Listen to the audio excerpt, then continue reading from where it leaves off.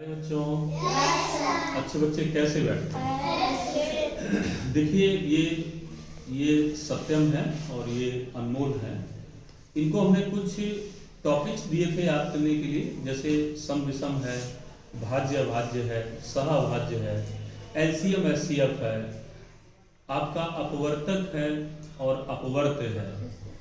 तो इनसे हमने ये कहा था कुछ तैयारी करके आना। तो देखते हैं वासुदेव कि सत्यम और ये अनमोल कितना तैयारी करके आए हैं या ऐसे ही झूठी बोल देते हैं हमसे। तो भैया स्टार्ट करें इस टेस्ट को। बोलो बेटा। रेडी हैं सभी लोग? आप सबको सुनना है, इन्हें केवल बोलना है, राइट? समझ पा रहा हूँ मेरी बात? ठीक है भाई, तो सुनना अनुज बेटा। और ये देखो, ये गलत बता पा रहे हैं कि सही बता पा रहे हैं। तो सत्यम आप बताइए, आपको हमने सम और विषम संख्याओं के बारे में पढ़ाया था, उसी के बारे में पूछेंगे कि जैसे 26 एक सम संख्या है कि विषम है? सम है सर। जोर से बोले। सम है सर, ये संख्या 26 सम संख्या है। यस सर, जिसके पीछे 2 0 2 4 6 8 आ जाए वो सम संख्या होती है। बच्चों, उन्होंने सही बताया बिल्कुल। लेकिन एक बात इन्हें बताएं, इन्होंने जो 6 बोला है, 6 दुनिया में कुछ होता ही नहीं है, 6 होता है, राइट? तो आप 6 को 6 नहीं बोलेंगे, 6 को 6 बोलेंगे। 6 बोलना ही सही होता है, ठीक है? आपने सही बताया। जिनके आखिरी में 0 2 4 6 8 आ जाए वो संख्याएं सम संख्याएं होती हैं, राइट? ओके। अच्छा, आप बताइए, जैसे 35 सम है कि विषम? विषम है। क्लियर है? क्लियर है आपको, ठीक है।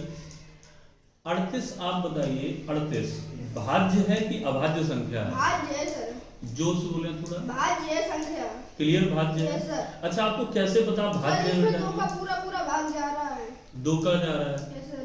तो मतलब किसी भी संख्या का भाग चला गया फिर तो भाज्य ही होती है, एक और स्वयं को छोड़कर, है ना? ये चीज पता होगी आपको। अच्छा, अभाज्य संख्या बेटा आपको पता होगी। Yes sir. अच्छा, अभाज्य संख्या का दूसरा कोई नाम बता दो। ऋण संख्या या प्राइम संख्या। सही बोल रहे हैं भैया? बिल्कुल सही कह रहे हैं। अभाज्य संख्याओं को ऋण संख्या भी कहते हैं और प्राइम नंबर। जोर से बोले। Prime number. इतना तेज नहीं, थोड़ा सही नंबर, इतना धीरे बोल सकते हैं। स्पेलिंग भी मालूम। प्राइम नंबर्स होता है, ठीक है। स्पेलिंग हमें मालूम, आपको याद होगा। चलिए सब बता दें स्पेलिंग क्या है। PRIME prime NUMBERS prime numbers. Prime numbers माने ऋण संख्याएं, ऋण संख्याओं को अभाज्य संख्याएं भी कहते हैं। अच्छा बेटा, आप हमको ये बता दो, 1 से लेकर 100 तक कितनी अभाज्य संख्याएं होती हैं? 25। क्लियर है? 25 होती हैं। 1 से 50 तक कितनी होती हैं? 150 तक 15। नहीं, आपको नहीं बोलना है, 15। जिससे पूछा वही बोलेगा, 15। ठीक है? आप ही बताइए, 50 से 100 तक कितनी होती हैं? 50 से 100 तक 10 होती हैं। सत्यम इन्होंने बताया कि अभाज्य संख्याएं 1 से 100 तक 25 होती हैं। तो क्या कुछ अभाज्य संख्याएं बोल सकते हैं, जितना भी आपको आता हो? 2 3 5 7 उधर मुंह करके जोर से बोले। 2 3 5 7 11 13 17 19 19 23 29। सही है, ठीक है। 29 है, 31 है, बोले नहीं, आप इन्हें बोले थे। हाँ, 43 ठीक है, 47 ठीक है बेटा। 53 है, 59 है ना? ऐसे ही आपका 61 है, 67 है, और बताएं वो 61 67 63 67 73 सही है। 71 होगा, 73 हो जाएगा, 79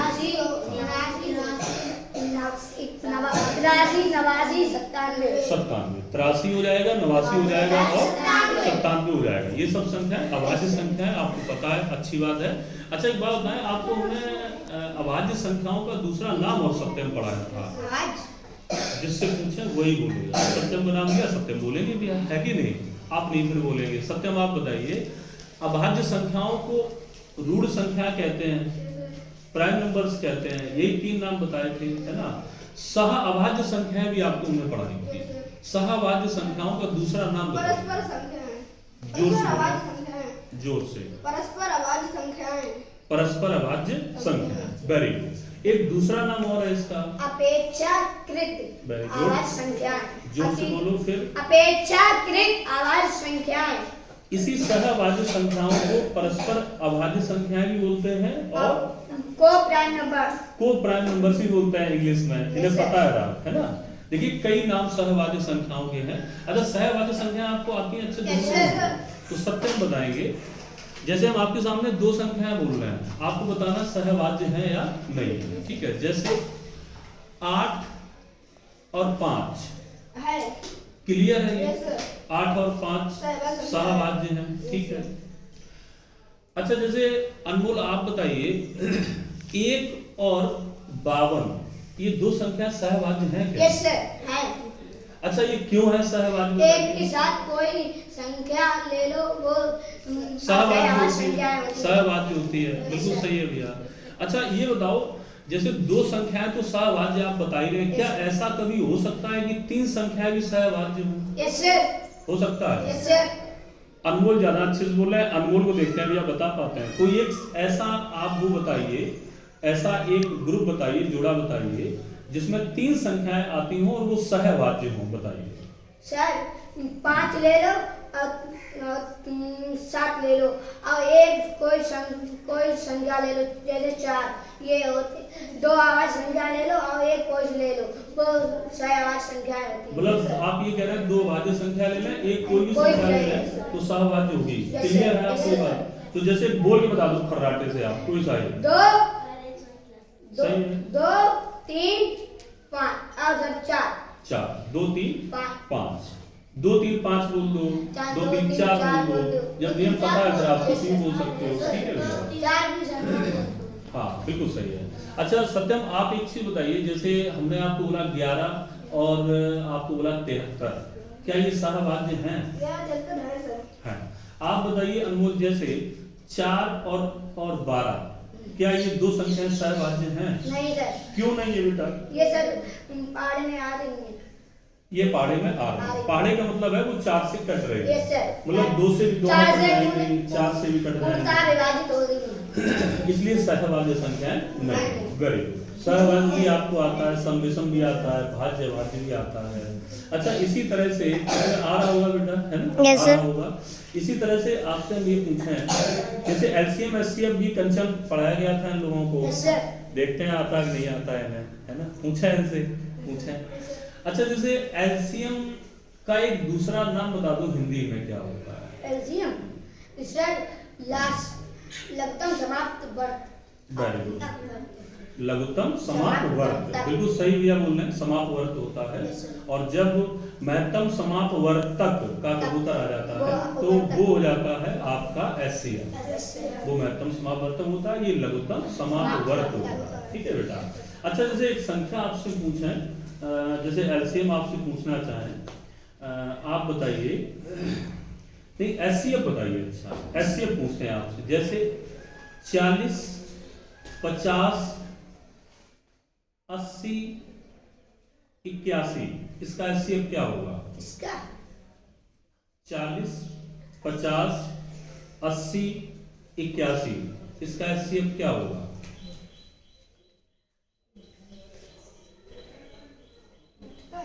संख्या लिख दें क्या कि ऐसे ही बोलें? 40 50 80 81, बताइए सत्यम। 1 होगा, जोर से बोलें। क्यों होगा ये बेटा? 80 81 सब क्रमिक संख्या है। हां सर। जोर से बोलें। 80 81 क्रमिक संख्या है। क्या कर रहे हैं बोलो बताइए? 80 81 क्रमिक संख्याएं हैं, तो इसलिए वो एचसीएफ होगा। एचसीएफ 1 होगा, ये बोलो एचसीएफ 1 होगा, ठीक है? ये बोला एचसीएफ होगा, होगा तो क्या होगा ये पता होना चाहिए। अच्छा लास्ट में आप ये बता दो सत्यम, जैसे एचसीएफ आप निकालते हो किसी भी संख्या का, तो वो उन संख्याओं में जो सबसे बड़ी संख्या होती है उससे भी बड़ा होगा, या जो छोटी संख्या होती है उसके बराबर या उससे छोटा होगा? सर छोटी संख्या से उसके बराबर होगा या फिर उससे छोटा होगा? नहीं, आप अच्छे से बोल के बताइए।